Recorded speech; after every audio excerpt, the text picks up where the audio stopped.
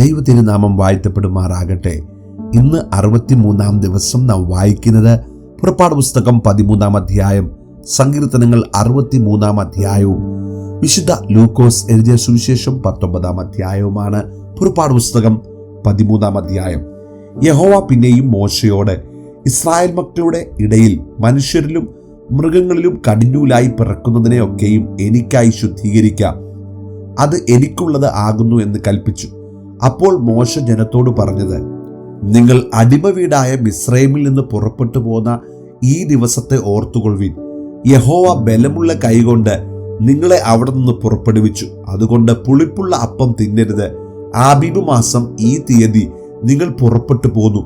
എന്നാൽ കനാന്യർ, ഹിത്യർ, അമോര്യർ, ഹിവ്യർ, എബൂസ്യർ എന്നിവരുടെ ദേശമായി യഹോവ നിനക്ക് തരുമെന്ന് നിന്റെ പിതാക്കന്മാരോട് സത്യം ചെയ്തതും പാലും തേനും ഒഴുകുന്നതുമായ ദേശത്തേക്ക് നിന്നെ കൊണ്ടുചെന്ന ശേഷം നീ ഈ മാസത്തിൽ ഈ കർമ്മം ആചരിക്കണം. 7 ദിവസം നീ പുളിപ്പില്ലാത്ത അപ്പം തിന്നേണം. 7-ാം ദിവസം യഹോവയ്ക്ക് ഒരു ഉത്സവമായിരിക്കണം. 7 ദിവസവും പുളിപ്പില്ലാത്ത അപ്പം തിന്നേണം. നിന്റെ പക്കൽ പുളിപ്പുള്ള അപ്പം കാണരുത്. നിന്റെ അതിർത്തിക്കകത്തെങ്ങും പുളിച്ച മാവും കാണരുത്. ഞാൻ മിസ്രൈമിൽ നിന്ന് പുറപ്പെടുമ്പോൾ യഹോവ എനിക്ക് വേണ്ടി ചെയ്ത കാര്യനിമിത്തം ആകുന്നു ഇങ്ങനെ ചെയ്യുന്നത് എന്ന് നീ ആ ദിവസത്തിൽ നിന്റെ മകനോട് അറിയിക്കണം. യഹോവയുടെ ന്യായപ്രമാണം നിന്റെ വായിൽ ഉണ്ടായിരിക്കേണ്ടതിന് ഇത് നിനക്ക് നിന്റെ കയ്യിൽ അടയാളമായും നിന്റെ കണ്ണുകളുടെ നടുവിൽ ജ്ഞാപക ലക്ഷ്യമായും ഇരിക്കണം. ബലമുള്ള കൈകൊണ്ടല്ലോ യഹോവ നിന്നെ മിസ്രൈമിൽ നിന്ന് പുറപ്പെടുവിച്ചത്. അതുകൊണ്ട് നീ ആണ്ടുതോറും നിശ്ചയിക്കപ്പെട്ട സമയത്ത് ഈ ചട്ടം ആചരിക്കണം. യഹോവ നിന്നോടും നിന്റെ പിതാക്കന്മാരോടും സത്യം ചെയ്തതുപോലെ നിന്നെ കനാന്യരുടെ ദേശത്ത് കൊണ്ടുചെന്ന് അത് നിനക്ക് തരുമ്പോൾ കടിഞ്ഞൂലിനെ ഒക്കെയും നിനക്കുള്ള മൃഗങ്ങളുടെ കടിഞ്ഞൂൽ പിറവിയെ ഒക്കെയും നീ യഹോവയ്ക്കായി വേർതിരിക്കണം. ആണൊക്കെയും യഹോവയ്ക്കുള്ളതാകുന്നു. എന്നാൽ കഴുതയുടെ കടിഞ്ഞൂലിനെ ഒക്കെയും ആട്ടിൻകുട്ടിയെ കൊണ്ട് വീണ്ടുകൊള്ളണം. അതിനെ വീണ്ടുകൊള്ളുന്നില്ലെങ്കിൽ അതിന്റെ കഴുത്ത് ഒടിച്ചു കളയണം. നിന്റെ പുത്രന്മാരിൽ ആദ്യജാതനെയൊക്കെയും നീ വീണ്ടുകൊള്ളണം. എന്നാൽ ഇത് എന്ത് എന്ന് നാളെ നിന്റെ മകൻ നിന്നോട് ചോദിക്കുമ്പോൾ യഹോവ ബലമുള്ള കൈകൊണ്ട് അടിമ വീടായ മിസ്രൈമിൽ നിന്ന് ഞങ്ങളെ പുറപ്പെടുവിച്ചു. ഫറവോൻ കഠിനപ്പെട്ട് ഞങ്ങളെ വിട്ടയക്കാതിരുന്നപ്പോൾ യഹോവ മിസ്രൈം ദേശത്ത് മനുഷ്യന്റെ കടിഞ്ഞൂൽ മുതൽ മൃഗത്തിന്റെ കടിഞ്ഞൂൽ വരെയുള്ള കടിഞ്ഞൂൽ പിറവിയെ ഒക്കെയും കൊന്നുകളഞ്ഞു. അതുകൊണ്ട് കടിഞ്ഞൂലായ ആണിനെയൊക്കെയും ഞാൻ യഹോവയ്ക്ക് യാഗമർപ്പിക്കുന്നു. എന്നാൽ എൻ്റെ മക്കളിൽ കടിഞ്ഞൂലിനെയൊക്കെയും ഞാൻ വീണ്ടുകൊള്ളുന്നു. ഇത് നിന്റെ കൈയിന്മേൽ അടയാളമായും നിന്റെ കണ്ണുകളുടെ നടുവിൽ നെറ്റിപ്പട്ടമായും ഇരിക്കണം. യഹോവ ഞങ്ങളെ ബലമുള്ള കൈകൊണ്ട് മിസ്രൈമിൽ നിന്ന് പുറപ്പെടുവിച്ചു എന്ന് നീ അവനോട് പറയണം. ഫറവോൻ ജനത്തെ വിട്ടയച്ച ശേഷം ഫെലിസ്ത്യരുടെ ദേശത്തു കൂടിയുള്ള വഴി അടുത്തത് എന്ന് വരികിലും ജനം യുദ്ധം കാണുമ്പോൾ പക്ഷേ അനുതപിച്ച് മിസ്രൈമിലേക്ക് മടങ്ങിപ്പോകുമെന്ന് വെച്ച് ദൈവം അവരെ അതിലെ കൊണ്ടുപോയില്ല. ചെങ്കടലരികെയുള്ള മരുഭൂമിയിൽ കൂടി ദൈവം ജനത്തെ ചുറ്റി നടത്തി. ഇസ്രായേൽ മക്കൾ മിസ്രൈം ദേശത്ത് നിന്ന് യുദ്ധസന്നദ്ധരായി പുറപ്പെട്ടു. മോശെ യോസേഫിന്റെ അസ്ഥികളും എടുത്തുകൊണ്ടു പോന്നു. ദൈവം നിങ്ങളെ സന്ദർശിക്കും നിശ്ചയം. അപ്പോൾ എന്റെ അസ്ഥികളും നിങ്ങൾ ഇവിടെ നിന്ന് എടുത്തുകൊണ്ടു പോകണമെന്ന് പറഞ്ഞ് അവൻ ഇസ്രായേൽ മക്കളെ കൊണ്ട് ഉറപ്പായി സത്യം ചെയ്യിച്ചിരുന്നു. അവർ സുക്കോത്തിൽ നിന്ന് യാത്ര പുറപ്പെട്ട് മരുഭൂമിക്കരികെ ഏതാമിൽ പാളയമിറങ്ങി.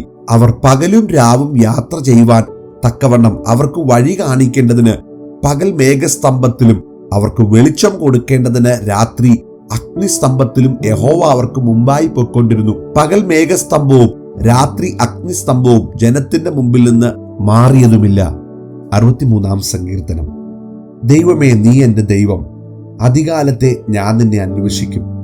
വെള്ളമില്ലാതെ ഉണങ്ങി വരേണ്ട ദേശത്ത് എൻ്റെ ഉള്ളം നിനക്കായി ദാഹിക്കുന്നു.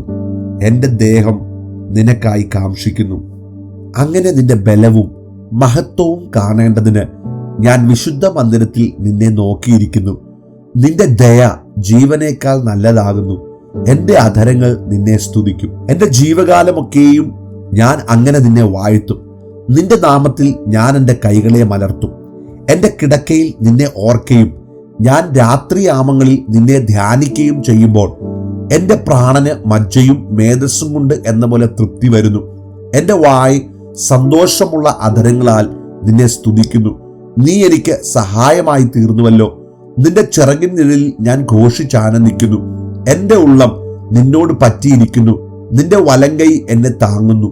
എന്നാൽ അവർ സ്വന്തം നാശത്തിനായി എനിക്ക് പ്രാണഹാനി വരുത്തുവാൻ നോക്കുന്നു.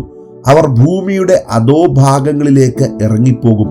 അവരെ വാളിന്റെ ശക്തിക്ക് ഏൽപ്പിക്കും. കുറുനരികൾക്ക് അവർ ഇരയായിത്തീരും. എന്നാൽ രാജാവ് ദൈവത്തിൽ സന്തോഷിക്കും. അവന്റെ നാമത്തിൽ സത്യം ചെയ്യുന്നവനെല്ലാം പുകഴും.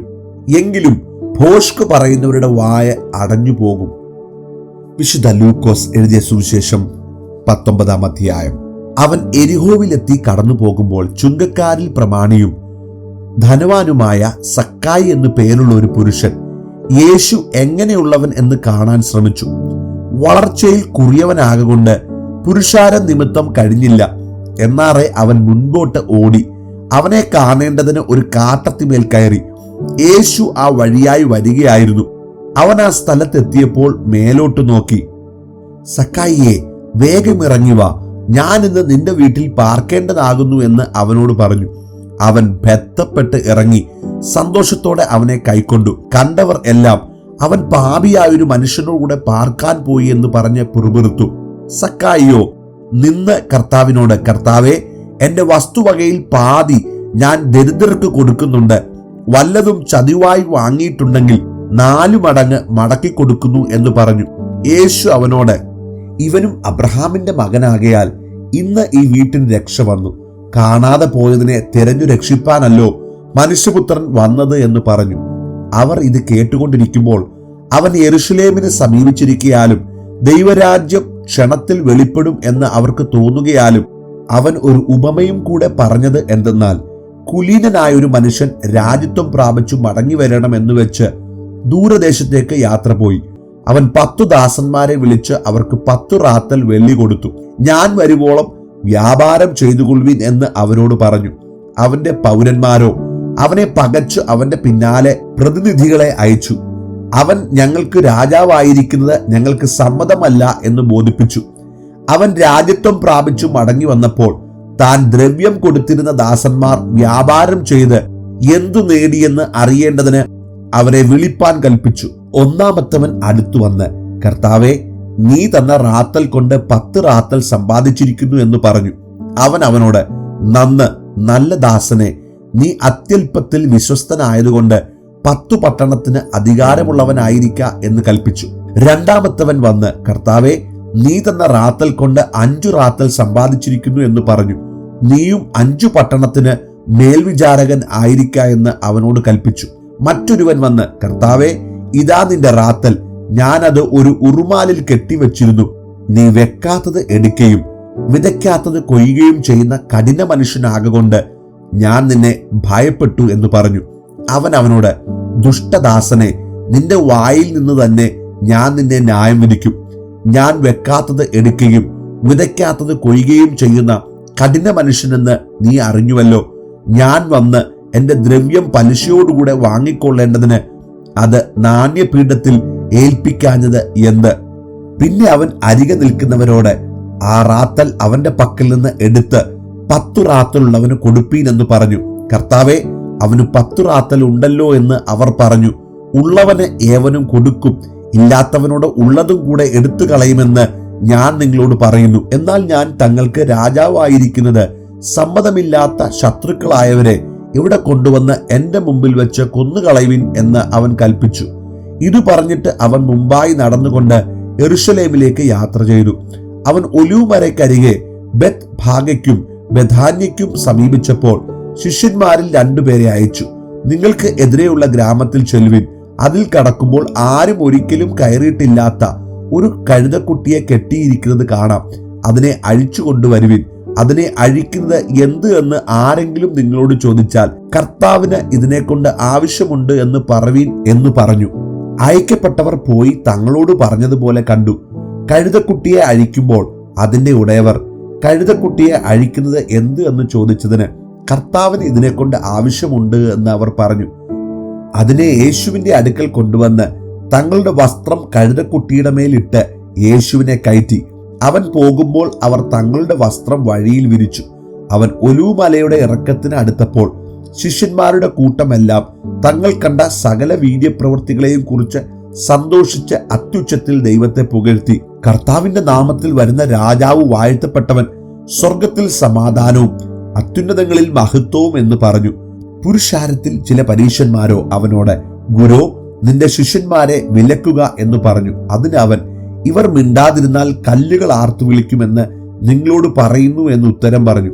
അവൻ നഗരത്തിന് സമീപിച്ചപ്പോൾ അതിനെ കണ്ട് അതിനെക്കുറിച്ച് കരഞ്ഞു. ഈ നാളിൽ നിന്റെ സമാധാനത്തിനുള്ളത് നീയും അറിഞ്ഞുമെങ്കിൽ കൊള്ളായിരുന്നു. ഇപ്പോഴോ അത് നിന്റെ കണ്ണിന് മറഞ്ഞിരിക്കുന്നു. നിന്റെ സന്ദർശനകാലം നീ അറിയാഞ്ഞതുകൊണ്ട് നിന്റെ ശത്രുക്കൾ നിനക്ക് ചുറ്റും വാടകോരി നിന്നെ വളഞ്ഞ് നാലു പുറത്തും ഞെരുക്കി നിന്നെയും നിന്നിലുള്ള നിന്റെ മക്കളെയും നിലത്ത് തള്ളിയിട്ട് നിങ്ങൾ കല്ലിന്മേൽ കല്ല് ശേഷിക്കാതിരിക്കുന്ന കാലം നിനക്ക് വരും. പിന്നെ അവൻ ദേവാലയത്തിൽ ചെന്ന് വിൽക്കുന്നവരെ പുറത്താക്കി തുടങ്ങി. എന്റെ ആലയം പ്രാർത്ഥനാലയമാകുമെന്ന് എഴുതിയിരിക്കുന്നു, നിങ്ങളോ അതിനെ കള്ളന്മാരുടെ ഗുഹയാക്കി തീർത്തു എന്ന് അവരോട് പറഞ്ഞു. അവൻ ദിവസേന ദേവാലയത്തിൽ ഉപദേശിച്ചു പോന്നു. എന്നാൽ മഹാപുരോഹിതന്മാരും ശാസ്ത്രിമാരും ജനത്തിൽ പ്രധാനികളായവരും അവനെ നശിപ്പിപ്പാൻ തക്കം നോക്കി. എങ്കിലും ജനമെല്ലാം അവന്റെ വചനം കേട്ട് രഞ്ജിച്ചിരിക്കയാൽ എന്തു ചെയ്യേണ്ടു എന്ന് അവർ അറിഞ്ഞില്ല.